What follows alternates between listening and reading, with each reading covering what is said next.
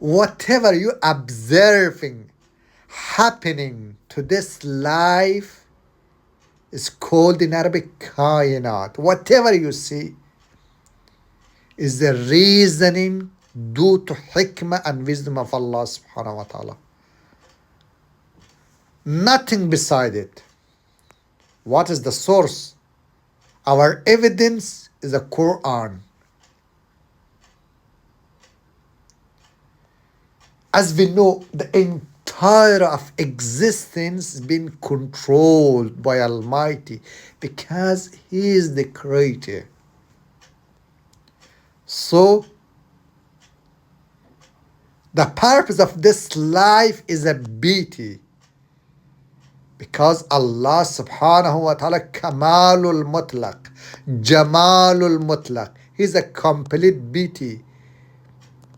He like his slave to live in a beautiful way, in a most peaceful way. As you can see in the nature is very beautiful. So we must understood whatever we are not happy about it because Allah is not happy with us.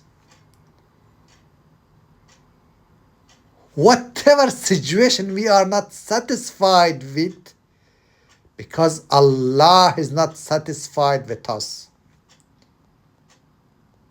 If you're complaining and hurted by someone else, surely you hurted someone else. Or in a way, this world is the world of kayfarul a'mal. The reflection. Whatever you act, early or late, you will see the reflection of that. As you can see, the reflection of your good deeds, amalus salih, in the life after. That's why you must constantly keep restoring, keep sending ahead a good deeds for your life after. Because the problem, the entire problem of this life compared to the life after is nothing. There is no problem in this life at all.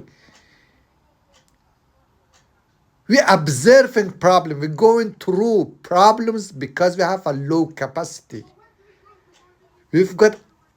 Don't have sufficient capacity of heart to handle all the problems.